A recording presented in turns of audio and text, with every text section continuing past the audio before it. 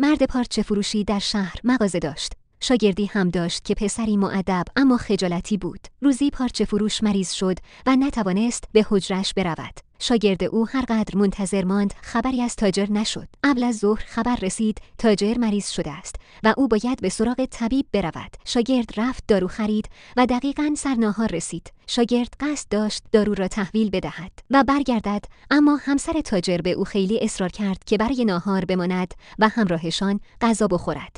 همسر تاجر که هاش درست کرده بود، سفره را پهن کرد و روی سفره کاسه‌های را گذاشت. تاجر برای شستن دستهایش به حیاط رفت و همسرش هم به آشپزخانه رفت تا قاشق‌ها را برای خوردنش بیاورد. شاگرد خجالتی با خودش فکر کرد بهانه‌ای بیاورد و برای خوردن ناهار نزده تاجر و همسرش نباشد و بگوید دندانش درد می‌کند. برای همین دستش را روی دهانش گذاشت. موقعی که تاجر به اتاق برگشت و شاگردش را دید که دستش را روی دهانش گذاشته است، به او گفت: دهانت را سوزاندی. چرا در خوردن اینقدر عجله کردی؟ باید صبر می‌کردی تا آش سرد شود و بعد آن را می‌خوردی. در این موقع همسر تاجر هم وارد اتاق شد و قاشق‌ها را آورد. به تاجر گفت: چه میگویی تو؟ آش نخورده و دهان سوخته، من تازه قاشق‌ها را آوردم.